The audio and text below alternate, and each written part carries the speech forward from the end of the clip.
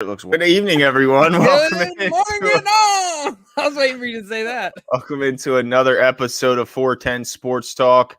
Happy to be back on the mic. Happy to talk some actual Ravens news as it's coming in. They're actually on the practice field. They're running around. There's some contact, not a lot, a little bit of contact being made, but happy to be talking some football. Yeah, no, absolutely. It's exciting, like you said, to see pressers where they're talking about recent action, developments that are going on the field and things like that. So yeah, I'm excited to get into it tonight, as always. And just as an aside, Tony Thornton, who you guys know is going to be on the show, he's going to be hopping in a couple minutes. And of course, we got DK on the sticks here. So I've got a power-packed show tonight, Glenn. But certainly, as always, I do want to just spend. Guys, we're a Ravens channel. We appreciate you guys coming in, and shout out to Kenneth Judd for the compliment. Thank you. Hopefully you continue to enjoy it. Billy Seals, Adam 78, Adam James Ring, all you guys, excited to have you on. But I want to start with some general news around the NFL as folks continue to hop in. Aaron Rodgers has officially not shown up for camp. So now he's being, I think it's $93,000 or something like that.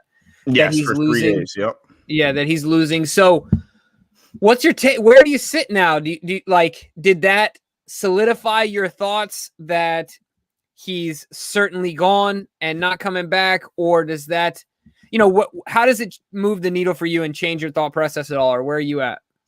Well, it moves the needle a little bit because he's never missed one of these, right? He's never even, he rarely even misses all the voluntary stuff. But for the most part, he shows up to all the off-season programs. So it's definitely, it definitely moves the needle a little bit. I mean, financially, they can finally start finding him. And like you mentioned, he'll be set to lose a little over $93,000 for missing the 3 days of this mini camp. And he's potentially going to lose another $500,000 on a workout bonus from missing previous OTAs and other workouts. So $93,000, not a lot, but now $600,000, a little bit more. I know he's made quite a bit of money, so he's just fine there. But at some point, I guess it has to start adding up financially. And then also, I know that Devontae Adams came out and has his quarterback's back. He said he'll scream it from the mountaintop that he has Aaron's back. But there's got to be some teammates out there that if this continues to drag on, will start getting a little bit of resentment towards Aaron Rodgers and saying, you know what, here's Jordan out here working his butt off, trying to get better, trying to learn the offense and build chemistry. Where's Aaron? Where's A-Rod? Our MVP. Where's our guy leaving us to hang out to dry because he got his feelings hurt? I think there's going to be some splintering across this locker room. I think there's definitely going to be a handful that look at him and look at this as a selfish act. So I think that this is starting to gain a little bit of momentum here, and it could start being a problem inside the organization. That's so crazy to me because I view it differently than you in that I think that the reason that the Packers organization should be really concerned is because I think that a lot of the players in this instance are on Aaron's side more than where I think of Le'Veon Bell or other really, big name holdouts and stuff like that. It might have been a little more split, but I think that Aaron has done a good job at, I don't know if he's done a good job at it, but he's been told more than once to quote unquote, shut up and play football, stay in your lane type situation. In comparison to guys that are in his relative sphere of the position, the lore, their performance, the ability, MVP, all those things, where they have more influence in the organization, their decision making, and stuff like that. Where Aaron, it's been stated, a number of times that he's been left out of the conversation with coaching, with drafting, with even relative play calling and strategy and things like that. Right? Kind of here's your food, eat it. So I don't know if it's going to be that split. It's interesting. This one is really interesting to me because I feel like a lot of guys, Aaron's bought their goodwill and loyalty as far as the players. And I think it would take a lot for that to eventually, run out. But yeah, how much turnover is on a typical year? Think about there's got to be at least 10 guys, maybe, more that might make this roster. Right now that number's even higher. That don't even know him. That don't even know the guy and don't care about what he's done in the past and look at it they've got to step back and say, look, how many players really have any influence over roster decisions and coaching hires? Really, if you think about it, how many players across this whole league? Now, I get he's in a rare atmosphere. There's no doubt about it. But I don't think Tom Brady had much talk in personnel. I don't think Bill Belichick was open the door and asked him about personnel. Now, I'm sure he had some part in the offense, but I'm not so sure A-Rod has no part in the offense with Matt LaFleur. I just don't know. But I think even if that number's small, there's got to be some players that look at him as being a baby right now and say, look, what other position would have the guts to even challenge, you're not going to ever see a linebacker going, why aren't you drafting more defensive first-round players? The only time you'll ever hear about this is by a quarterback. So I do think there still could be a decent amount, but I guess it remains to be seen. And really, it doesn't matter much, even if there is a group of disgruntled players. As soon as A-Rod steps onto the practice field and straps that helmet on, they're back on his side because he helps them win football games. When he drops it into a bucket, backpedaling 50 yards down the field, and it just looks like a flick of the wrist. Certainly, he'll be in their fate. He'll gain their favor again. So I'm looking forward to that to see how that plays out. So let's end that portion of it with just this final question: does he leave? Does he stay? I think he eventually stays and I think he's gone. Think the deal gets done? Last year. Okay. I think this is his last year. He plays out this year after sitting out as long as he can and is willing to financially. And then he plays out his season and tries to light it up and then leaves in the offseason. Gotcha. Well, ladies and gentlemen, without any further ado, we're going to get into Ravens talk, and we're going to bring in Tony Thornton. Of course, you guys know him. Tony, how's it going, man? Hey, how you guys doing? Good to see you. I apologize for the technical difficulties. I'm having a difficult time with one of my cams, but that's after working a 4-hour shift doing traffic on this computer, and I think it's done for the day, so I apologize. No worries. I think that our viewers are certainly used to technical difficulties. Oh, my I'm gosh, always running crazy. into issues. Yes. And so no problem. My apologies. I know you guys were, as you always do, talking Raven talk. So as Lamar Jackson always says at the top of the show, talking Ravens talk. So I'm excited to be here. Thank you, guys. That's right. No, absolutely. So let's get right into it. There's a lot of interviews today and some news, and we put out a video, of course, on Gus being signed and things like that. That was a real feel-good story. Coming from, Gus Edwards, being that he's bet on himself so many times and worked so hard to get where he is today. But one of the things I want to start with off the top is Rashad Bateman has already missed a handful, well, not a handful, half a handful of practices. Mm-hmm. Glenn and Tony, either you guys concerned at all at this point? I've seen only because I've seen it on Twitter. They're starting to bring up the name. Bring up the name. Well, I think one of the things that you hear now is soft tissue. Remember those comments. And according to the presser today with Harbs, he's saying that he's just been running. It's been hot. He's been running a lot, and of course, Marquise Brown missed it today as well. So it's a receiver thing, according to what he's saying. I'm not looking too much into it. I think with the rookie camp, along with the OTAs, I think Rashad Bateman has been really trying to make a name for himself. He's been running a lot of different things and doing a lot of different things, running some drills. And I think it's just one of those kind of things where he's just feeling sore. I'm hoping that's the case. The guy doesn't have a history of injuries, so it's nothing that I'm alarmed about too much. I think they just want to kind of set him out. But I kept thinking back to soft tissue. That was the thing I kept thinking about with some of these players that we know about. But I'm not that concerned at all. Let's just see how things go. I think if he's ready to go by training camp and he feels good, I think it's hot out there, Jimbo. Yeah. It's crazy. Yeah. So that could be it. It is definitely hot out there. I went running at 11 a.m. this morning, and what do you think? You're better than me? No, just saying that it's hot. Mr. Exercise over here. Glenn, what's your take on Rashad? Are you getting nervous at all? I have to admit, I'm getting a little nervous.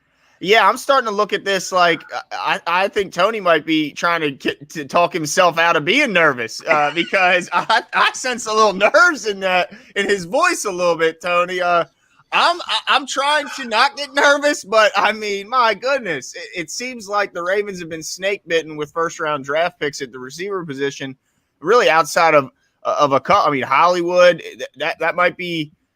There's not a lot out there, first round draft picks that have had some success here. So yeah, I'm nervous, Jimbo. I'm hopeful that coach is being, truthful and upfront and honest, and that this is just a precautionary thing and that it's nothing serious. But man, I just don't want to see him start missing practice. These practices are so valuable. So like Tony said, as long as he does make it back and can contribute it in training camp and can participate all throughout training camp, then it'll be okay. But if he starts eating away at training camp practices, then you're like, well, can this guy help early? Is this going to be a thing where this guy's going to have to develop and help later on? I mean, right. So yeah, I'm getting nervous, Jimbo. Yeah, it's definitely going to be interesting. Look, I know it's hot out there, but if I'm not mistaken, Rashad's from Georgia. And it gets hot. He's got to be more than used to. Now, of course, at NFL level and, competing and having to I'm sure he's pushing a little bit hard, having to live up to the first round draft, notoriety and things like that. So I'm hoping as well, if the soft tissue thing, Tony, if that keeps coming up, we're going to have to tell Rashad, look, man, no more liquor. If liquor's in it, because apparently there's a high correlation between liquor and soft tissue issues. So we might have to tone it down there, Rashad. No partying on the weekends, man.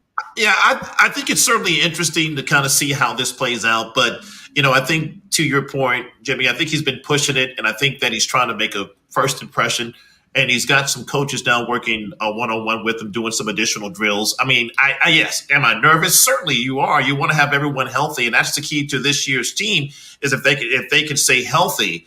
Or at least somewhat throughout the season. You're going to have some nicks. You're going to have some things that are going to happen. But, this is something that my concern level, if you're rated from a 1 to 10, I'm at a 3. Maybe right. Glenn's at a 5 or 6. But I'm at a 3 at this point until we see further, types of, things that are happening down the road. So I got to see I have to see some other things. All right. Well, I guess we'll be like Raven Ron, and we'll just try and stay positive in this moment. Okay, we'll just try and hope for the best and stay positive.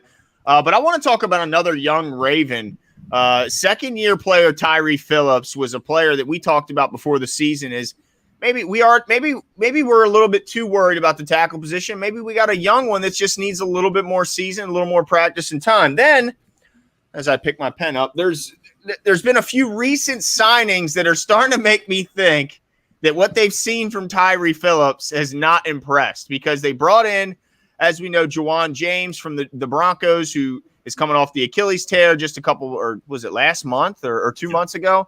Yeah. And then we see today they bring in Michael Schofield, who's another veteran offensive lineman who's played all up and down the offensive line, including tackle. So is this a sign that what they've seen from Tyree Phillips and some of the other young guys, maybe even internally, that maybe they're not so impressed with the progression they made in the offseason? What do you think, Tony? Well, I think it's good to try to collect depth and try to get guys in that can certainly contribute, because I think the main focus is this offensive line. It seems like that is the focus, with the draft pick of Ben Cleveland. And also with, adding in a Juwan James, who will not probably help us out at all until maybe late this season or all of next year, which we hope that he can recover from this Achilles. And then, of course, with the Schofield with the Schofield signing, it kind of tells me that EDC and his organization is really kind of coveting tackles, guards, swing tackles, guys that can be versatile. And they want to make sure they can just stack the deck, because they're not certain. Well, maybe to your point with Tyree Phillips and his development, I still think he can be good in this offense. He's a wait and see kind of guy, but I just think it's just collecting guys to play offensive line and then let these guys go out and compete. And then by training camp, you're going to have, we already know who the center is at this point. He's playing until he loses his job, and that's Bozeman. And then they're trying to fill out that whole left side now, trying to figure out who's going to be the left guard. Is it going to be Cleveland? Is Villanueva going to be just a short-term fix? Did they bring in Juwan James to take his spot next year? I think with the team option next year, they can get rid of Alejandro and then put in Juwan James. But I think it's just more collecting guys, getting guys in, and seeing who can play. I mean, this guy, Schofield, he's 6'6", 300. I mean, this guy he's a monster. But again, he came in, I think he practiced today. But I think it's just about collecting offensive linemen and getting guys in, and not really a sign of someone that's struggling like a Tyree Phillips or even a Bredesen or even, a Powers who he plays guard, of course. But there are going to be some guys that are going to be left out. But I think they want to kind of stack the deck here as far as I see. Yeah, Tony, actually, I agree with you on that. in that I'm not too worried about Tyree Phillips or any of the young guys really at this point. I think what it is it's Eric in the front office and the coaching staff saying, just like last year, we talked about this before, Glenn, is that, last year they pinpointed stopping the run as an issue. And they said, with Derrick Henry and things like that, look, it's not going to happen again. It isn't going to happen. And then, of course, we saw the Wired recording come out of John and Eric talking before the Tennessee Titans game and said, look, this is what we built this team for. Mm-hmm. Right. And I think that was a direct reference to stopping a guy like King Henry. Right. So I think that what they're trying to do on the offensive line is similar in that they've pinpointed an issue and they're saying, look, overkill is just fine. Let's allow them to compete, go at it, but we will give ourselves no allowance to have a subpar offensive line. Right. Yep. So I think that's what I'm hoping. And it could also be like Matt Williams in the chat says that maybe they're seeing that Ronnie Stanley, maybe there's some concerns that he might not be ready week 1. So they bring in a guy who's got experience at right tackle. That way Villanueva can fill in at left tackle for Stanley. And there's not a huge drop off at the right tackle spot. It could also be that, and there's no doubt about it. But hopefully it's like you guys said, it's just they look at a quality guy out there and say, look, we're building depth on this football team because injuries come.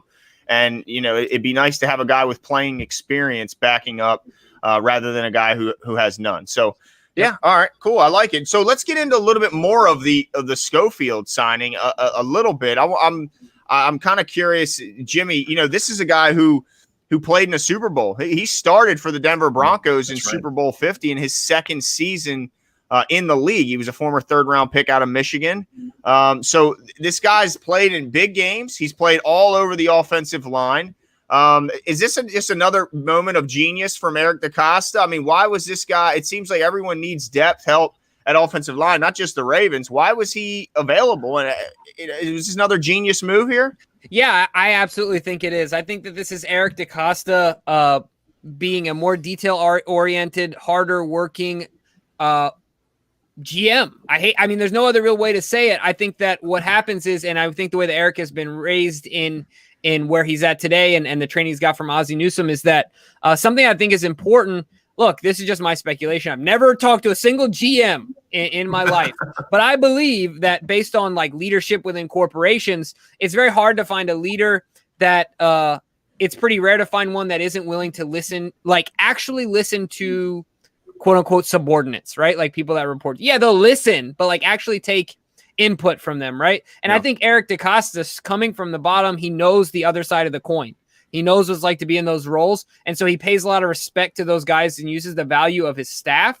And I think that's how you get signings like this. I think that's how you get signings like Juwan James. There's additional creativity instead of the hubrisness of him being a GM and saying, "Oh, I am all, I'll find all the signings, do it all myself, and I can't really trust any of you guys."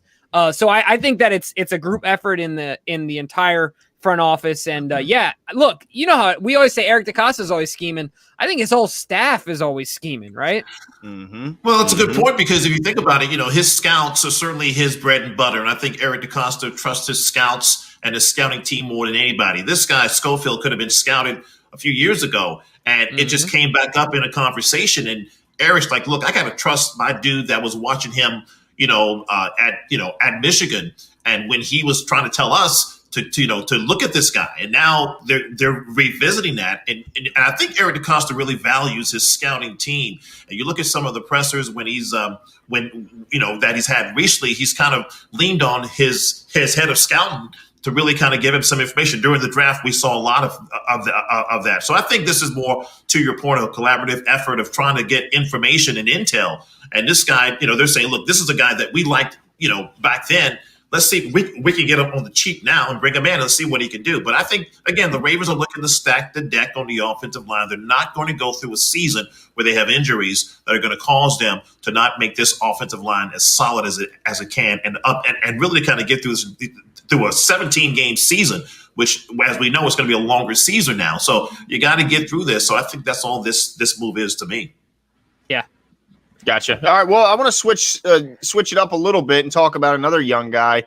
Looking at some of the notes, apparently Odafe is making some plays in camp and getting some guys excited. Apparently, they're dropping him in coverage, and he's running stride for stride with some of these running backs, and particularly Tyson Williams batting down a pass intended for him, apparently oozing the athleticism on the field and really showing off some of that, the reason why the Ravens brought him to town. So are you Jimbo, I know you were one of the most unsure when Odafe was brought to Baltimore. When you hear that he's not just rushing the passer and batting away the tackling dummies here. This guy is running with the running backs, making nice plays in coverage. Are you getting a little more excited? I was, until you mentioned who the running back was. Oh man, you like Tyson? I thought. I do, but he just went to the wrong school. Every time, man, every single time. I'm telling you. Look, now if that would have been JK, woo, but no, certainly I'm getting excited. I am getting excited to hear those things. I also get concerned that it's a little. Sometimes I get nervous, and that like my skeptic, radar comes up and saying, okay, are they overcompensating to make this kid feel good and get the fans excited and things like that? But whatever it is, I mean, he made the play. He's making some plays. I'm excited to hear it. It's better than, Jerry Coleman talking about how terrible of a pick it was, right? Because you can count on Jerry to be the first one to point out if the Ravens made a bad pick. And so I haven't heard too much of that yet. And so, yeah, I don't know if excited is the word, but I'm getting a little less nervous. Okay. I'll take Well, that. it's interesting because, I will too. I think it's interesting because, we haven't heard much talk about Justin Houston, and I know everybody's saying that's the next guy, and we're waiting until, the end of this month, maybe the beginning of training camp to bring him on if he's cheaper at that point. But maybe the Ravens feel very comfortable with the pass rushing and the pass rushing schemes that they have, looking at Odafe and looking what he can do. Now, we've seen this guy. I mean, he's faster than Bateman. We know his foot speed, but I think he's showing that on the field, and that's why he's able to now get lateral and get back. Again, he's going to be a disruptive force. Whether he gets sacks, whether it translates to losses, that's something that we can talk about, Jimmy, down the road. You may say, look, this guy only has 1.5 sacks and it's week 9. What are we doing? But is he disrupting the passer? And I think, to your point, Glenn, if he's all over the field going lateral, covering running backs, tight ends, that's going to be critical, especially in our division. That he's going to be that guy that's going to be disruptive and can move around across that line of scrimmage and really make some hay. So I was happy to hear it. I've heard nothing but great things at OTAs about this guy. There's nothing listen, he's not pulling up a muscle or he's not getting any heat cramps like some other guys that we've talked about. So he's really, getting out there and being athletic. And I like that about him. So we'll see. I like the kid. And maybe that's why there's some hesitation when people say we should add a veteran on the edge. I don't know. Maybe they feel good with this guy. So we'll see. Now that's interesting to me. And I a lot of people, there is starting to be some wind behind the idea of us staying young, right, at that position and things. My concern though is just the overall depth of the unit, and not necessarily the age of it, but the depth of it in the way that Wink likes to rotate those guys in and out. But the other thing is that if we're willing to stay young there and we're bringing in all these vets on the O-line, it sounds like, while Glenn, you and I, and even Tony, of course, when you come on, we've talked about how their more priority might be the pass rush, but maybe the front office doesn't see it that way. Maybe they see, obviously they address it in the draft, but look at all we've done in the offensive line in this offseason. I mean, it's crazy. I'm sorry, Glenn. I was going to say maybe the front office is also saying, look, we have, we can't fill in every position with an A or B style of play. We have to maybe use our strength to kind of offset some of the weaknesses that we may have. And I think they feel good with the back end of that defense, the linebacking crew, of course, and of course the secondary, that may be able to offset some of the pass rush deficiencies that we may see out there on paper that they don't have. Maybe that's what they're thinking. And to your point, maybe they want to stay young and not bring in all of these veterans that will just crowd up the cap and really not develop some of these young guys. But I mean, am I comfortable with the pass rush? No, I mean, we'll, it's too early to tell. You want to wait and see how things kind of progress in training camp. But I'm not mad at it. I don't think they have to go out and overspend to get someone to come in and play edge. That's just me. I feel good about the crew that they have. They have veterans. They have some young guys. And if Odafe is doing his thing, who knows? He could be diamond in the rough. Yeah, as long as no one is depending on Ferguson to do anything and his production would be cherry on top, I'm good with that. Right? Like as long as they're not heavily dependent on Jalen Ferguson to produce. Hey, yeah, exactly. Best shape of his life, Jimbo. Best shape of his life. As long as it's not round. Poor Ferguson, man. Poor guy. Well, no, I think that Tony's onto something there. I think that through analytics, they found that coverage is more important than pass rush. At least that's what they've sold us in the past. Yeah. And so it could be a case where they're just doubling down on their back end and feel like, I've heard that Jimmy Smith's come in. He's looked better than ever. He's put in a ton of work to make sure he can stay healthy and stay on the field. And Tavon Young apparently has looked good. So let's I guess they're really leaning on them, but I'm a little nervous about the depth because one high ankle sprain away to having very little depth there. We know how Wink likes to utilize that. I always think of Ozzie. What did Ozzie use outside the quarterback? It was, your left tackle, your pass rusher, and your corner. Yeah, can never have too many of them. Yeah, right. And so, I always come back to that. McPhee's a year older too. Pernell McPhee is a year older. He's been around for a long time. He could have any injury that any type of injury there that can be a 3 to 6 week type of situation could be devastating. Yeah, certainly. And then, of course, just like John mentioned at the beginning of the presser, you brought it up, and prayers and thoughts and all those things to Pernell McPhee's family, and that he lost his grandmother. Certainly, hope the best for him and his family. But I want to shift gears really quickly and talk about we talked about a couple young guys. We got this young offensive core that Lamar's eventually going to get his deal, Marquise, but Mark Andrews is a big part of this. And they asked him today about his contract, and he pulled a little bit of Lamar Jackson. He just said, look, I love this city. I'd love to be here my whole life. I'm assuming he meant his whole career, maybe his whole life. I don't know. But, he'd love to be here and didn't really go into any more depth than that. So I want to talk about the current landscape when it comes to contracts with tight ends. And what's realistic? What do we think Andrew's agent is in there demanding? And where do we think it'll land? I think would be a good conversation to have for a few minutes. I think we got something we can show up here on the screen that'll be able to kind of walk through the top 10. Here we go. All right. So if we look at these here, so if I'm not, let's see, 1, 2, 3, 4, 5, 6, 7, 8. So these are the top 10 guys. Mm-hmm. All right, so we got, of course, George Kittle, Travis. We'll focus on. Let's go to their total. Jonnu Smith and Hunter Henry, number That's 3 insane. and 4, both signed with the Pats this offseason. That's incredible. Yeah. So let's talk about these the yearly average and the total guarantees. So George Kittle's out in front at 15 a year, 40 million guaranteed, and then we'll go down to number 5, Austin Hooper is 10.5 with 23 million guaranteed. So where do we see Andrews in this ranking?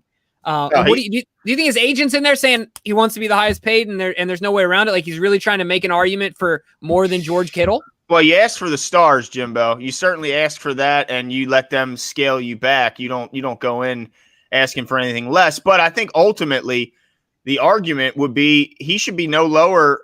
He should be no lower than right behind Travis Kelce. He's got to say, I'm better than Jonnu Smith. I'm better and more consistent than Hunter Henry. Also, I mean, any of those guys you stack up there, I'm better than those guys and have been more consistent. Now, I think Darren Waller is going to end up finding himself quite low on this list, even though he did sign a pretty lucrative deal not long ago. It's amazing how quickly your deal can get knocked down the ranks. Oh, yeah. It's incredible to see him down that low, and I'm pretty sure he's still not a free agent until 2024. So yeah, I think that he should be going in there saying, I want 13 a year, and I want I guess 35. I mean, I'm not really sure what the guarantee would be. But I think the average per year should be around 13 million for him if I was his agent. Yeah. Yeah. And I think where I think Mark Andrews has the leverage, you look at his offensive efficiency in terms of what he means to his offense versus, let's say, some of these other guys like a Jonnu Smith or a Hunter Henry Mark Andrews is Lamar Jackson's lifeblood. That is his number one target, and it's been that way for the last 3 years. And so it's something where he can go in from a negotiation perspective and say, "Look, this is my production. I know I may not have the numbers like a Travis Kelce or even a George Kittle, but I do have the efficiency. In other words, this is what I mean to this team. This is the percent of offense that I provide to this team." And I think with that being said, he should be just below Kelce. He should be higher than Jonnu Smith. He should be higher than Hunter Henry. He should be right around that range. Maybe not settle for 13, but maybe 13 and a half. But certainly Kelce and Kittle, those guys are certainly, I wouldn't say better, but just more, they have better numbers and they look better in terms of on paper. Travis Kelce to me is the best in the business. And you guys probably know they had that tight end camp, I think a few weeks ago. I believe Kelce runs that camp, if I'm not mistaken. But he has a tight end camp. And I think Mark Andrews was part of that as well before he got to Baltimore this week. So I guess what I'm saying is that these guys are pretty much, they're all good. But I think that if I was Mark Andrews, my negotiation would be look at the offense that I provide to this team and look at their percent of targets and receptions and touchdowns. I mean more to this team than any of the other tight ends on this list. So maybe he can go in with that type of negotiation. I think he can still be top three. There's no doubt about it. And it's going to be crazy. It's going to be, it's an awesome time for him because Mark Andrews, will be the youngest on this list when he gets paid other than Kyle Pitts. He's 25 years old right now. And so, to get a 4 or 5 year, I'm assuming it'll end up being a 4-year deal. But I'll also say this. I think that he ends up getting on an average basis, on a per annum basis, I think he ends up nudging out Kelce a little bit only because his agent is really going to, hit on the projected raise in cap. And things like that. So I don't know if he gets up to that 15 million, but I could see him at like 14 and a half. And with the cap being projected to raise, it could be more palatable to the Ravens. I also agree with you big time, Tony. And I know that Glenn does as well, is that what tight end really, like in all honesty, has more pressure to produce for their offense to be successful, than Mark Andrews. I think you can make an argument that he's number one and he has the most touchdowns out of any tight end in the past 3 years. So not only does he have the most pressure, he has the most production in the red zone. Yeah. Right. So he's a problem. So it's going to be really interesting to see, but I think he's going to nudge out Kelce only in, leaning on the idea that the cap is going to continue to go up. I think I think the Ravens give him like 14 and a half. But yeah, I mean, any concerns that there's any disgruntlement that the deal doesn't get done? Any concerns between you guys that there might be some bad blood that's created the longer that this sits out there with Mark Andrews and his camp and the Ravens? I guess it's always possible, but I'd be very surprised to hear Mark Andrews anything but happy in Baltimore. He was the clear choice. The franchise drafted 2 tight ends, and they shipped the first round pick out and made it clear that Mark Andrews was their guy going forward. So I'm sure that they've expressed that to him personally as well. And the expectation on both sides is that they come to an agreement at some point. I would be absolutely shocked to see anything. I mean, not only is he, his safety blanket, Lamar's safety blanket on the field, but they look like pretty good buddies off the field. I mean, a lot of times when you see pictures, it's not just Hollywood with them that you see as a teammate. I see Mark Andrews cutting it up with them too, and looking like they're having a pretty darn good time. So I think that certainly helps and adds something to the negotiations, the fact that he's got such a close relationship with Lamar. Yeah, and I think definitely. Yeah, and it appears that, I think we talk a lot about different organizations around the league and how maybe some organizations do things a little bit differently than others. And we see it from the Ravens' perspective, and we really haven't seen any dissension or any type of really players speaking out about their contracts. They're all happy to be here. They all feel welcome here. And I think that, Mark Andrews, to all of your points, he knows who he is in this offense and what he means. And he knows that he's confident that with that cap number going up next year, he's going to get his money. Same thing with Lamar. They just want to win. They just want to get to that point where they can win a Super Bowl. They want to win. They're so hungry right now because they've come so close over the last couple of years, especially with the teams that they've had. And so I think right now it's just that hunger. So I don't see anything that's going to get in the way of negotiations. I think both are going to be ready to go for training camp. Lamar, of course, we know his contract is a little bit. It's probably going to be next year from what it, now I kind of sense that. Mark Andrews could get done this year. Who knows? So it's going to be interesting to see how that works. So last thing about Mark Andrews here, and one of our Go-Man just mentioned, of course, we had Shannon Sharp, Todd Heap, Dennis Pitta, and now of course Mark Andrews. So we have quite the lineage, and you can even add in there. Oh geez, who's the Raiders guy? Who am I? Waller. Yeah, Waller. You could add him into that list, right, as well. But we've had quite the lineage of tight ends. Does Andrews have the chance to be our franchise's best tight end? Does he have that chance if he continues his career here in Baltimore? Absolutely. If you look at the trajectory he's on right now, if he continues along that, especially if the Ravens are able to get a Super Bowl, and add that to his resume, there's no doubt about it. But look, he's got a long way to go to catch up to some of these guys that were here for a long, long time. And so, yeah, he's still got some work to be done. But unless something happens as far as an injury or something like that, no reason to expect him to fall off anytime soon. Yeah, no doubt about that. Yeah, he'll be I'll consider the greatest tight end of all time in this organization when it's all said and done. I think right now Heap is at the top of the heap. No pun intended, right? Yeah, no pun intended. And he was also one of the most popular players out there as well. Not only his production, but he was just popular with the Heap. That was just something that no one can match. But I think Mark he's on his way. I mean, he's moving up very, very quickly to be that guy. Yeah, it's. I agree with both of you. That's the reason I asked the question, because I think he has a shot based on health and longevity with the franchise and things like that. But like I said, I'm interested to see what that deal ends up being like. They talked about it today, and then of course on top of that, Coach said that this looks like the best routes that Mark Andrews has ever run in his career. Yeah, that's saying something. Yeah, it's impressive. He ran some nice routes in 2019. He ran some nice routes, but yeah, I mean, it's crazy that he's saying that now. But I think he's been working. He's been working out and doing some things in the off season. So I'm glad to hear that. That's for sure. I just want him to get better catching in the rain. Just get them gloves wet. That's all I want, Mark. I just asked for one thing. Just get a little better catching in the rain. You're talking about the Seattle game and the San Francisco game. Right. That's all. I know it doesn't rain too much out there in Arizona. Just get some sprinklers going. But the guys made some. Oh yeah, don't get me wrong. Some great catches. Right. I mean, the first game against Cleveland last year, with Lamar clearly overthrew him. He reached up and grabbed the ball and snatched it down with one. I mean, he's made some remark, but I know what you mean.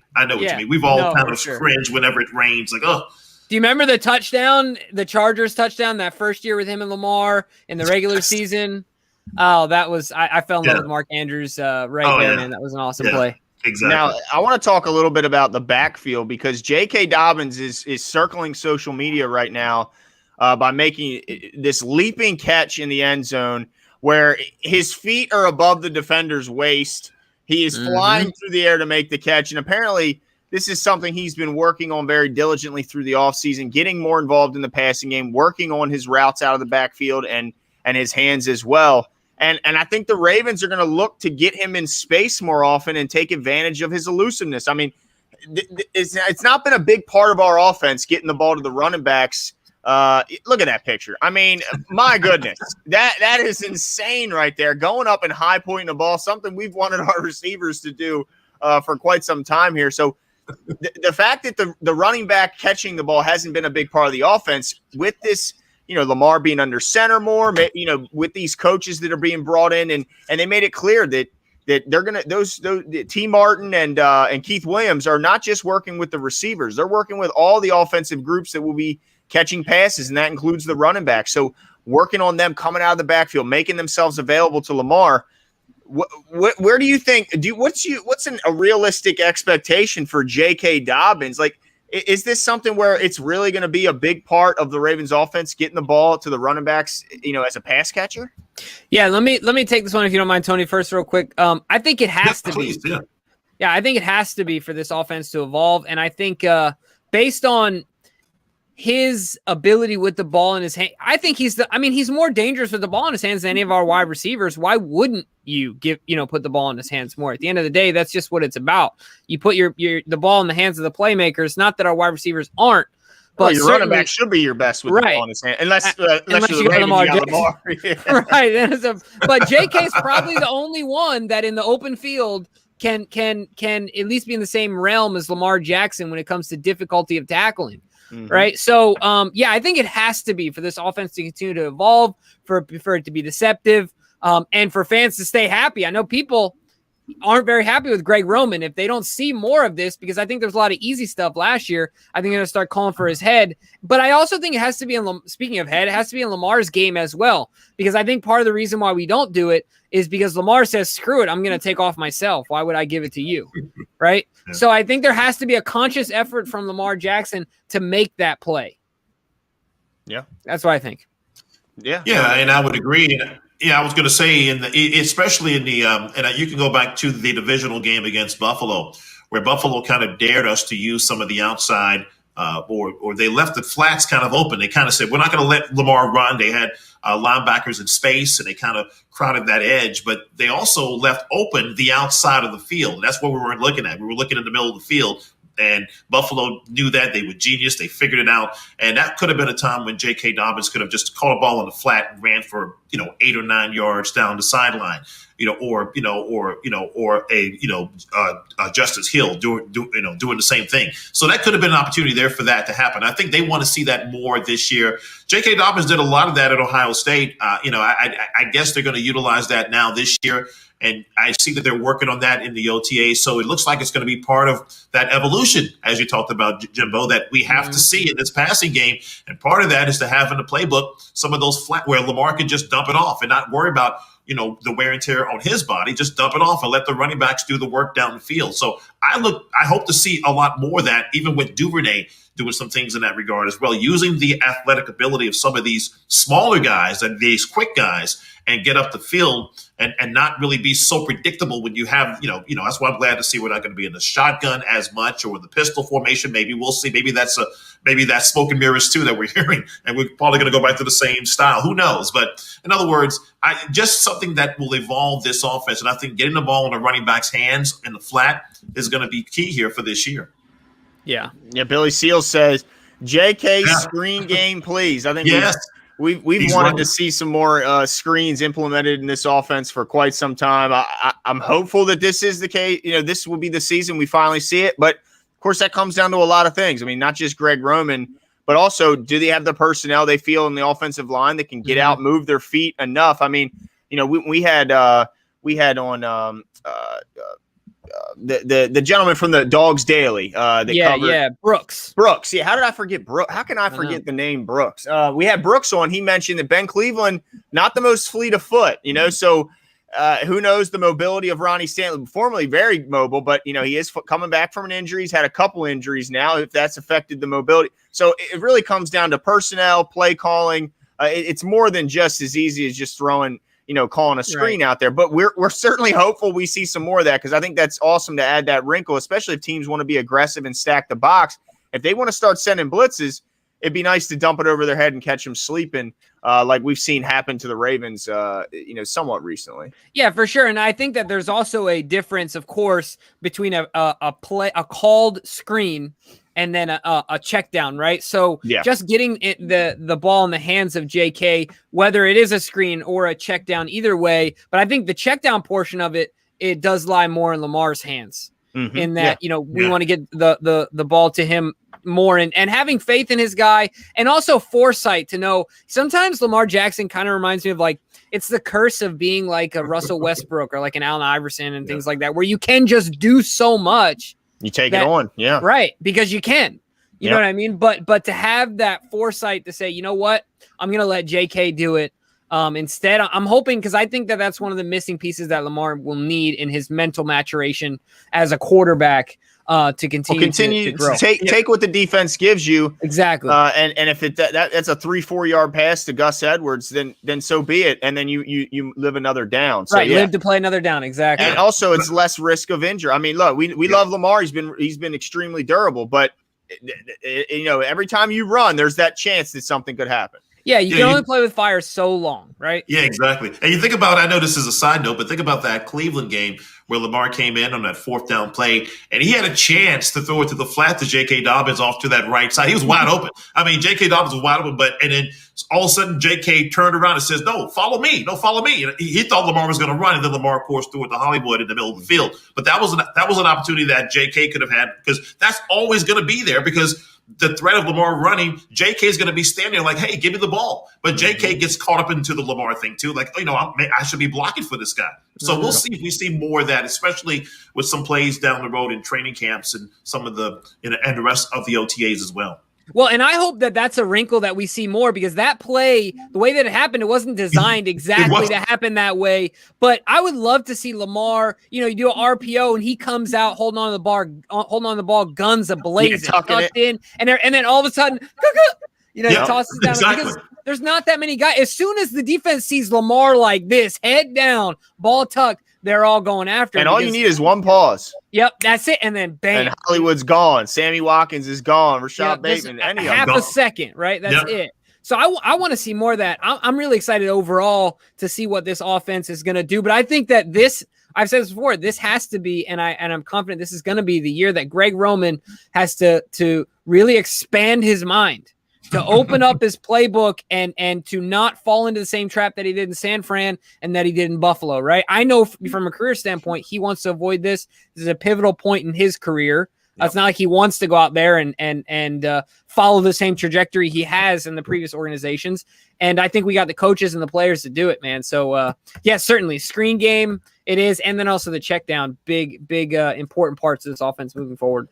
Yeah. And then flipping sides, there's one guy on defense that I'm starting to get more and more excited about seeing the maturation process take place. And that's Patrick Queen. I mean, he came into such a turbulent season last year and had some ups and downs. I think he had some real bright moments, showed those flat. I mean, him as a blitzer is just an absolute blur coming through there and getting to the quarterback. I mean, he definitely had his moments also where he looked a little lost in coverage. So he had those ups and downs. Now, he has a full off season. He says he's been working hard, training, especially gearing it towards improving his coverage. So when you hear all this stuff about Patrick Queen and how he's taking full advantage of the all-season reps with his teammates, and he's got his body in really good shape, and more importantly, he's really getting those mental reps going and making sure he's going to seal up all those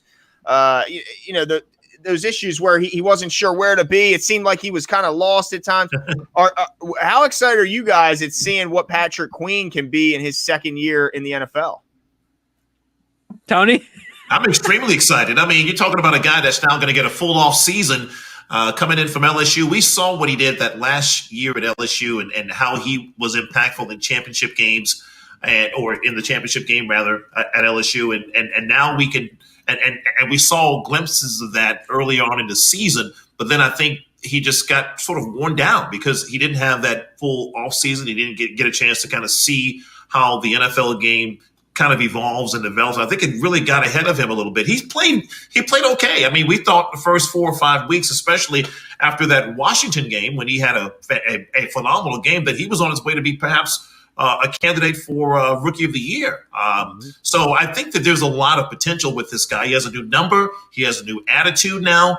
And I think that this offseason is certainly going to help him more because he's got some big shoes to fill in terms of the middle linebacker lineage for the Ravens. I mean, we know what it is, from Ray Lewis to Darryl Smith to Mosley. Now it's Queen. So he knows that he has some big shoes to fill, and I think he's working very hard. And I think we're going to see some big things, especially now with this offseason under his belt. Yeah, I think two things are really important for Patrick Queen that he mentioned, as well as I think you can make mental strides when physically you're where you need to be. But when you're not physically where you need to be, I feel like it's hard to make mental strides. And last year he talked about, or in his presser day, he talked about last year coming in out of shape. He was like, I feel like I couldn't get my wind. It took me 4 or 5 games just to get in shape. And so I think that just being in the proper physical shape allows him to continue to progress from a mental standpoint. And then the other thing, it sounds like, and this is really no surprise, But Rob Ryan has really gained the favor of his linebackers, and him talking about how much he just cares for his players and wants them to be great. I think that's really important because now you're in the right physical standpoint. You're in the right mental mode to learn, and you got a great coach out there teaching you. And Rob Ryan, of course, has, speaking of lineage, his dad pretty much invented defense as we know it today. So certainly, I think he's in a great spot to make some serious progress as a player. It's going to be weird seeing number 6 at linebacker, man. It's going to be so weird seeing single-digit linebackers. But certainly, I just saw that Julio Jones is going to be number 2. Weird. But yeah, I'm excited. I'm excited to see all of it. Patrick Queen, I think, has an opportunity to make a big splash this year. Definitely.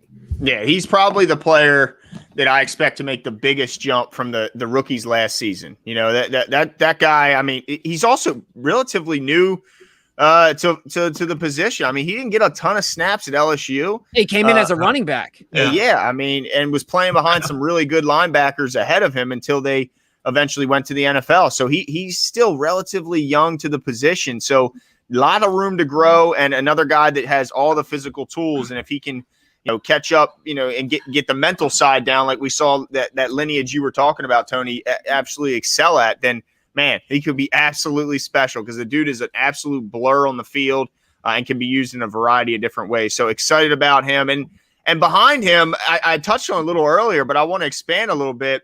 I saw a video of Marlon Humphrey and Jimmy Smith doing some one-on-one talk about some technique and different things. And it's just cool to see Jimmy Smith, really take on that role of being the true vet in the room. I mean, at this point, Marlon Humphrey's one of the vets in this league, but not many people get 10, 11 years into this league at the cornerback position. So Jimmy Smith certainly importing that wisdom onto Marlon Humphrey, who's already an all-pro and a cornerback in this league. But I love the chemistry that we have in the back end there. I love the fact that they're so versatile. I mean, the versatility that they have, and Wink's got to be he got to be so excited about what he's got in the back end of that defense. And that's probably why he seems so unconcerned with the lack of pass rush.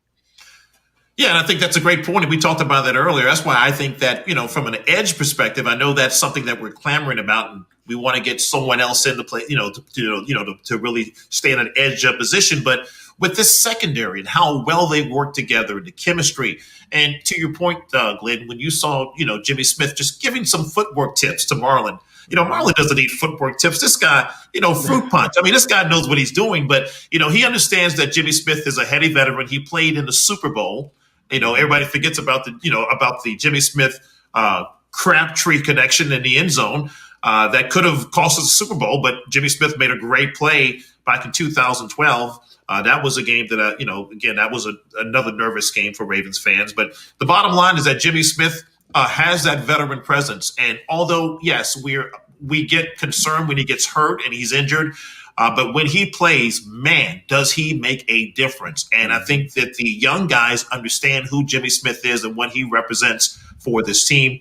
And it's good to see Jimmy, just saying, look, let me just show you guys a few things in terms of when you get off the ball, how you place your hands on the receivers, and Marlon just sucking it up, saying, okay, great, I appreciate that. And that's something that, Marlon doesn't, listen, that's why this team is just built differently than other teams. Those kind of things just don't happen on a regular basis with some NFL teams. Not saying all, but some.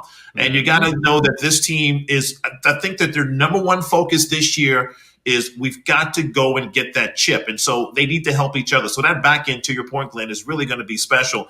And with Tavon Young now back and hopefully, fingers crossed, healthy, I think it just really adds a lot to it. We know what the safeties are going to bring. So it's just a matter of getting those corners and keeping that depth intact. And I think that's what's critical there. So I really I saw that today, and I was really impressed with that. Yeah, no, actually, I saw that as well. And, I think Jimmy Smith will go down as one of the most underrated corners in maybe all of the NFL, underappreciated. And I even think by Ravens fans, underappreciated Raven. He's had his injuries, his battles with injuries and stuff. But, man, when he's on the field, such an impact player. That certainly is worth listening to, and Marlon readily recognizes that. But like you said, Tony, the one thing I want to touch on and just kind of add to is that I think it all starts with John at the top, and instilling that culture where Mark talked about it today, where like, and Hollywood's talked about it before, where they have this singular focus, right? They're not worried about what they're doing individually. They're worried about what they're doing collectively. And to take a group of people that are working at a full-time job, whatever that might be, and to say, we're going to work at something collectively as a team and forget about our own accolades is hard. I mean, that is really hard to do. You got all these different personalities, all these different backgrounds, all these different beliefs. And John is really, in my opinion, has his fingerprint on this team and the culture of it. And I think it's small things like that make a big difference. The way Mark Andrews talks, the way Hollywood talks. I think it all starts with coach, and then Lamar and the rest of that organization. It's certainly encouraging. Yeah, no doubt about it. Man, this season can't come fast enough. We're still so far away. But somebody brought up in the chat a player that could be competing with my prediction of Patrick. I like Queen it too. Being that guy that takes the biggest leap in his sophomore season. Justin Madubuike is really starting to show, turn some heads around camp. People are really liking what they're seeing out of this guy, and expectations are starting to grow with him. I mean, they're seeing what he could do, and I know a lot of this is the unknown. We haven't seen him do a lot of this yet, but hoping that although the edge position might be a little light as of right now, that maybe Madubuike could help, quell some of those worries by bringing that interior pass rush, which we all know it frustrates quarterbacks, especially pocket ones. What are you guys starting to jump on this Justin Madubuike bandwagon like the rest of these fans? Yes. Well, yeah, I will tell you, when Calais Campbell and Brandon Williams went down during the season, we were very concerned in terms of what are we going to do with this particular situation now. We had two guys that are down with injuries, and we had him down for quite a bit of time. And then we saw the emergence of Madubuike in the middle, and we also saw Derek Wolfe just say, look, we're going to hold this down. So it's going to be Madubuike and Derek Wolfe. We're going to hold this down in the front, and we're going to create some sort of pressure in the middle of this line and really kind of push things back. And we saw that emergence with Madubuike as well. The guy's got some speed. He's got some really good quickness and size about him. And I think he's going to be that next step. And I think they're just grooming him now to step in there, once a Calais Campbell is gone or Brandon Williams is gone. So I did like what I saw from him last year. And I think he's only going to take a next step back. I think to your point, Glenn, you talked about Patrick Queen being the guy that's going to make that next jump on the defense. I think he's second. I think he's the guy that we're going to see a lot more of as the season goes on, and really going to make some impact. I can see him with 3 sacks, 4 sacks. He's going to make that much of a difference when he comes into the game. Yeah, I agree. The one thing I noticed in spots and that his difference than the other interior guys is his ability to rush the pass. Yes. And his explosion. He's very unique in that way. So I'm really excited for him as well. I can't wait. And the other thing, just as an aside, our boy Broderick Washington, all his charges were dropped except I think $1,000 fine or something like that. So great news for him. Hopefully, whoever the owner of the property was that he decided to go rampage on was also compensated and taken care of. It was a wild story. Yeah, hopefully he doesn't have any soft tissue issues either, because I'm pretty sure alcohol was involved there. I mean, I can only guess. But all right, let's see what Joshua Hunter's got to say. Shout out, appreciate the super chat here, Josh. Do you think the Ravens pass rush only has to improve marginally to make a difference? Being able to send 4 on third down and still get pressure would go a long way with our secondary. I'm going to take this one first, if that's okay. Yeah. I think they need to improve. Well, if they could improve marginally from last year and not drop off from last year, I would be okay with that. But what you said, your second point is whatever you consider to be improvement, that is key, because when you come, when you're playing against Mahomes or any of these really good quarterbacks, you come with the blitz, they pick it up, they identify it, and they carve us up. Because at the end of the day, you can have the best backfield you want in the NFL, or the best secondary in the NFL, but the rules are set up that corners are set up to fail. That's why the ones that fail the least get paid the most, right? Mm-hmm. That's really what it is at the end of the day. So the rules are set up for the offense to win. So for our guys up front to be able to win one-on-one matchups is everything. I just threw my pen. So certainly everything. Josh Hunter, I agree 1,000%. That's what it needs to be. I don't know exactly how to say marginally or not, how I would assess that. But if we can do that, that's everything, I think, for our guys up front. Yeah, I mean, last year, I'm sorry, Tony, if you don't mind. No, go ahead. I was going to say it's all about scheme, and I think Joshua makes a great point because we see a lot of teams that can rush the passer with 4, and we see those teams do extremely well. We look at, and it depends on the fronts that you sort of have up there, but we saw what Tampa Bay did in the Super Bowl. We see what teams that generally rush 4. We see what the Rams do on a consistent basis, but they have extremely talented guys up front that can get to the passer. And I think if we can just improve with some of these young guys, with Matabuke, with Justin Ellis, with some of these guys that can really get up there and make a difference, then again, to your point, Joshua, we can just get just get a little bit better at that. I still have complete faith in this secondary and this backfield. They're going to be able to cover some of those things. But to your point, Jim, is that if any corner can get beat. I don't care how good you are. And These receivers nowadays can run right past you no matter what you do. And you got a guy like Patrick Mahomes who can run around that backfield and he has receivers that he can just go to because he has like an arm angle, or he throws off his back foot, or he does something. Those are kind of things that I think can really crush that pass rush. And I hope that we can at least improve somewhat in that front. And I think we will. And hopefully our backfield will just stay intact long enough to kind of hold some of these receivers at bay. But it's a good question because we see a lot of success with some of these teams, like the Rams front, the 49ers front, the Bucs front. Or the Bucs front, and they just rush 4 like it's nobody's business, and they just get the pressure. But they also are very talented guys on those teams as well. So, not to take away from our guys, we think that we have some really good guys, but we're talking about guys like Aaron Donald and and Shaq Barrett and guys like that are just phenomenal at that. So hopefully we can get a little bit better at that. But it's a great question. Yeah. I'm actually I think it's a really good question by Josh because I'm nervous. I mean, I'm nervous. I look. Here's what I take a shot every time Glenn says nervous. So I take a shot. When he uses the word nervous. Yeah, I'm getting nervous here he because says either Jimbo or nervous is a shot. Yeah. Tony, you're not gonna be able to sit in that chair for too long. You're gonna be falling out of it. My goodness. But here's why. They were 14th in the league last year, averaging 2.3 sacks per game. And we all know they were number 1 in blitzing. So if you blitz more than anyone and you're still middle of the pack as far as getting home, man, that's worrisome when you consider the 2 top sack guys are out the door. I mean, so how did they get better in that position? It's hard for me to say they got better when you lost Judon and Ngakoue. I mean, it's a lot. It's a lot to rely on your first overall draft pick or second first round draft pick in Odafe Oweh. Who's a young football player already, right? Exactly, and has a lot to absorb coming into his first season. And so to rely on him it's big shoes, and I just don't know if he's ready to fill those yet. So. And how important, we love our secondary. It's an awesome secondary, but how awesome would it be to have an opportunity to drop some guys into coverage, help those guys out, not just leave them on islands all the time, and still be able to influence the passer. I have flashbacks of last year when we did only rush 4. I mean, he could have sat back there and done his taxes. He had so much time. It was unbelievable. Yeah.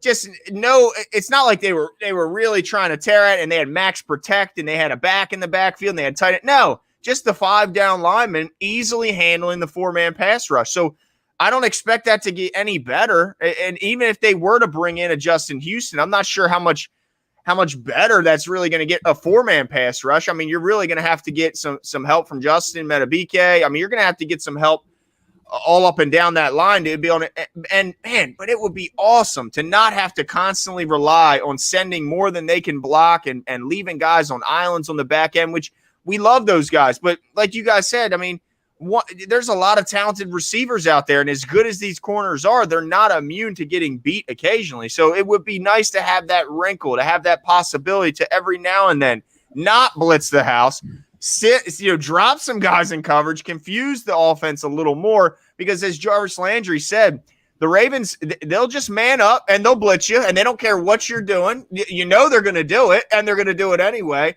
It would be nice to have a little bit of deception there. But really right now, I don't see how the Ravens could get any pass rush with just 4 guys. So go ahead, Tony. No, I was going to say, and I don't think it's going to get better in 2000. I don't think it's going to get that much better in 2021. I think what we're going to have to hope for is just some improvement in other areas of the team to sort of, it's just to sort of offset that just a bit, because, and again, I don't think we're going to, even with Justin Houston, that's not going to make us all of a sudden this powerful blitzing pass rush, getting to the quarterback kind of team. So I think you may not see that much improvement in 2021. Hopefully what you'll see is maybe more turnovers, maybe more opportunities where they can maybe punch some balls out, get some turnovers, make some plays where you get some losses, and that sort of thing, but not necessarily getting to the quarterback and getting. I don't think our sack number is going to be extremely large again this year.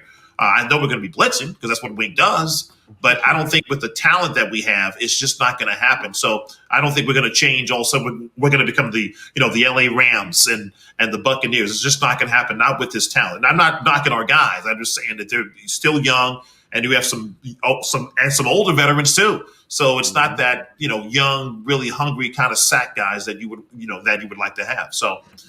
Well, I'm gonna quell some of your concerns, Glenn, in that I think that we just talked about two people. We talked about Justin Madubuike, and I'm gonna leave Patrick Queen out of it because he's not, like you're saying, in that front. He would be sent on a blitz, not regularly. He's gonna be on that line up front. So, but if you talk about Justin Madubuike, if he makes as big of a jump as people are believing he will, and if Calais Campbell is healthy and can bounce back from last year, where I honestly think he had lack of production. He showed his age a little bit, but I really think that when he was healthy at the beginning of the season, we saw some serious flashes. Glenn, you have referred to this play a number of times where Calais Campbell at 34 years old threw Quentin Nelson, yes, the future Hall of Fame guard, with pretty much one arm, but he chucked him out of the way, like similar to a rag doll. Yep. Right. And so I think that if he can be healthy and if Madubuike can make some strides, and now this is a big if Odafe can come around early, right, and just be disruptive in any way that he can, I think that we have a chance to the word would be disruptive, to be disruptive in the backfield, whether that's pressures or other things Tony was talking about. But I think we can make some waves. But that's the only way. Justin's got to come on, and Calais has got to kind of bounce back and stay healthy. I think if those two things can happen, it can kind of come out looking different, but be similar. You have a little bit of replacement or reprieve from losing a guy like a Judon and losing a guy like Ngakoue. It will look different, but these two components in Madubuike and Calais can make up the difference in a different way. So hopefully that helped a little bit, but certainly I think that is something that could happen. That's my positive side coming out. But yeah, could happen. Yeah, I guess we'll have to wait and see on that one. I still think I saw some people saying they think there's a handshake agreement with Houston and the Ravens. I'm hopeful because, man, it would be nice to add some depth there. But on the other side of the ball, Lamar Jackson apparently had a real nice day throwing the ball. He's whistling balls to Mark Andrews and just, showing off that chemistry between them. Apparently he was extremely accurate and one of the offense's overall best days. And, man, I'll start to get excited because I did hear some initial reports where he's still – look, Lamar's never going to throw the prettiest ball, but really accuracy is what we're looking for. Not – but I did get to talking to my brother, and he said it's got to be, as a pass catcher, when you see that ball coming in and the back end is going all over the place, it's got to do something to you psychologically. I don't know. They say some quarterbacks throw a more catchable ball, so hopefully – he continues to have these crisp days like we heard as of late and not getting back to throwing those little sidewinders there. But what are your expectations, Tony, on Lamar Jackson this season? Do you expect him to, start competing for that MVP like he did 2 years ago? Do you expect him to make that kind of a jump this year? Actually, I don't know if it's much of a jump, just getting back to what we saw from the efficiency standpoint from 2019. I think we will see a little bit more efficiency because I think he's going to have now the pass catchers to really kind of raise those numbers up. He's going to be able to complete more passes and look at more targets now this year. And that could open up some opportunity for him to even get his normal rushing yards. I don't know if he's going to do 1,000 again this year, I don't see it, but I can almost predict he'll do 750, 800 at least on the ground himself. You know, Lamar is funny because when he throws the ball, he tends to throw better when he's on the run, or he tends to throw better when he's kind of moving. Like if he stands still in the pocket, yes, he has a nice. We saw a lot of that, especially back in 2019, where he stood in the pocket against the Dolphins and just threw just spirals down the field. But there are other times where we've seen him just stand in the pocket and the ball comes out of his hand. It's going, but it's, to your point, Glenn, it's kind of wobbly a bit.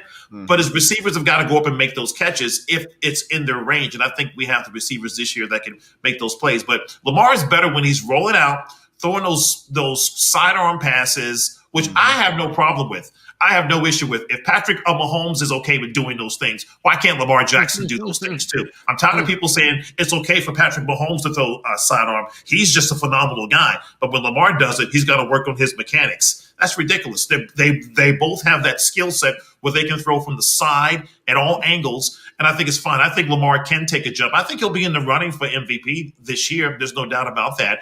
And I think that what people will see, or what the pundits will finally see this year, is the efficiency part with passing the ball and evolving this offense. And it's not about Lamar just making dazzling plays. But I also still don't want to see Lamar not do what he does best. And if Lamar has a lane and he can run for 25 yards and get in the end zone, he better do it.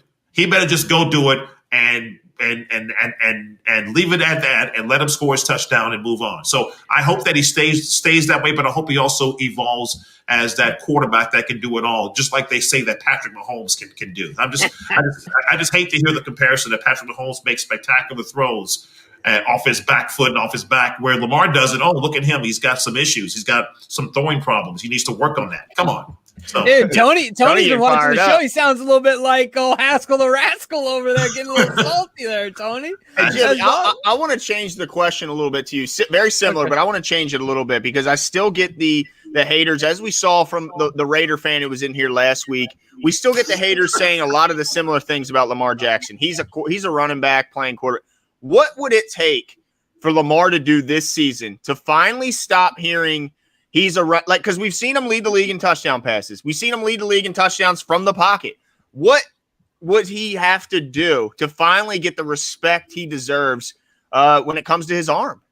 Yeah, I don't think that there's an answer to that. I think that people, because it looks different, people will never give him the respect that is deserved. I just think that is what is. I think Lamar Jackson learned an interesting lesson last year. I think pre-COVID, Lamar still had a great season. We ended 11-5, still had a good season, by any stretch of the imagination. But Lamar Jackson, I believe, and Josh Harris talked about, we had him on around right after COVID. Didn't we have him on right after the Cowboy game, I think? Yep. And he talked about how him and Lamar talked about being him and that a yard is a yard. And that Lamar Jackson at the beginning of the season was kind of trying to be something that the media wanted him to be. Naturally, you come off a unanimous MVP. The whole pressure of the entire football universe is on you. You're a young kid, youngest MVP ever. There's going to be, even Lamar is cool as a cucumber, he's going to feel a little bit of pressure. But I think coming out of that bit with COVID, he got back to being who he is. However it looks is however it looks. And so the way that I would answer that question, Glenn, is I don't think that the doubters or the haters will ever stop. I don't think they ever will, because you can't separate what Lamar does with his legs from his game. That's a big part of what makes him great. You just can't separate the two, right? Mm-hmm. And so because of that, I don't think the answer will ever, I don't think there will ever be silence there and people will just say, oh, let's check the box on Lamar Jackson's arm. I don't think it'll ever happen. Now, that, and I think a lot of that has to do with people not wanting to be wrong either. But certainly, I just think that because it looks different, people are just going to say what they want to say. And it's unfortunate because, as we've done this show, one of the things that Glenn has told me since, I hated the Warriors run. I hated it. And he'd be like, dude, just appreciate greatness. You used to say to me all the time. And I hated it. I couldn't take it at all. And, but I think that with Lamar, I'm learning the importance of that, is that people just need to sit back and appreciate the uniqueness of his talent and the greatness. Just take it in and stop hating. Yeah, and I think.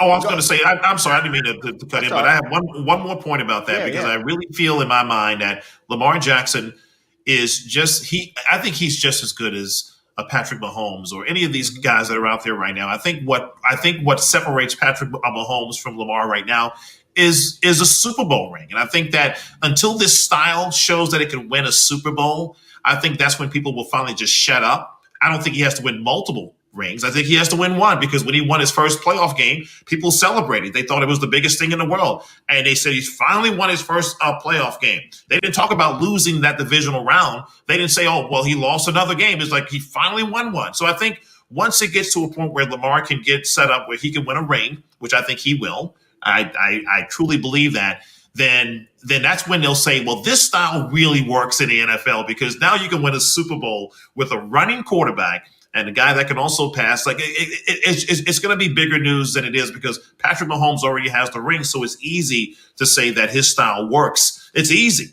But again, I didn't mean to digress, Glenn. All I'm saying is that I keep hearing how great Patrick Mahomes is, and he is phenomenal. We're not denying that. But so is Lamar Jackson. And I think until people realize that, it's tough to come off of a unanimous MVP situation and then improve. He couldn't get any better. So yes, he had a drop, but it wasn't that much of a drop. It just, you can't get better. So I think until he wins that ring, I think that's when all of the naysayers will just kind of be quiet. And I think he's on his way. That's just my say on that. Yeah, it's funny because I think that somebody in the comments pointed out that the Josh Allen haters kind of died down after last season when he had that phenomenal year. Well, I mean, that phenomenal year, if you stack it up to Lamar's MVP year, very, very similar. So it is interesting that he still gets and there might be the same kind of hate for Josh Allen that we just don't hear a lot about from other AFC East fans or something like that. That could very well be the case. Yeah, well, one of the things I want to do is I want to get DK in here into this conversation. At the end of these sessions, we like to have our words of wisdom from our guy in the background, who you guys also know is a contributor on our Patreon. He's been by the way, with articles. Incredible writer. So if you haven't seen his post on our Patreon, you got to check it out. Yeah, plural now, both posts, baby, and growing. And absolutely. You're phenomenal, DK. I read your column about Lamar. It was just phenomenal, and thank you so much for that, man. I mean, it was worded well. Everything was great about it. So thank you for your contribution, man. I appreciate it. No, thank you very, very much. I maybe I'll make it a weekly thing where I throw out an article that everyone can read. So I think if you don't now, people are going to be sad. They're going to have to go back to my putrid writing, and they're going to be like, ugh, what is this? So what's your take on Glenn's question, though? I'd like to get your insight here on what he said. Like, what will it take for Lamar to have to do for people to stop talking about, his arm? Yeah, I mean, I think there's no way to I think these haters are always looking for they're looking for something to complain about. The one thing I will say is that, Lamar will always be measured against what a prototypical or stereotypical quarterback looks like. And so if there's one thing that he hasn't quite measured up in some people's eyes is, the passing yards. He's extremely efficient as a passer, which, honestly, I would choose efficiency over the passing yards any day. I mean, you've got Dak Prescott, a couple of years ago with garbage stats, piling up yards in big time losses. And what does that end up being? I mean, it's nothing. It doesn't mean anything, and so, most people don't really connect some people do, but quarterback wins is not an official stat. But if you count that, hands down, Lamar's been the best. So, I think they're just going to keep coming. And I do agree, like the Super Bowl would be big. Then you can really put Patrick Mahomes and Lamar Jackson and actually do a comparison. You can actually take a look and say, hey, this is a comp, or, these two guys you can put in the same conversation. So I think that would be big. And there are a lot of elements this year that I think lean towards the Ravens having that opportunity. Man, if he wins, if he pulls it off, wins the Super Bowl this year, could you imagine that payday? Jeez, Is Joe Flacco all over again, man? oh, times 2, Oh, right? yeah. By that But let me point. tell you, Bashotti would gladly write that check. Oh, Yeah, he would write it. He would write it. He would Yeah, write it. That's no, a good for problem sure. to have, like EDC says. Oh That's right. man. Well, I had an absolute blast tonight. Tony and DK and Glenn, I hope that you guys did as well. Yeah. Robert Pittman, hopefully it's not my voice that's killing you. If it is, pardon my terrible voice. I Oh noticed no, that you is said, it? your voice is killing me, bro. I don't know who you're referring to. Sorry if it's mine, but you know what? It is. It's what God gave me. It's all I got to work with, my man.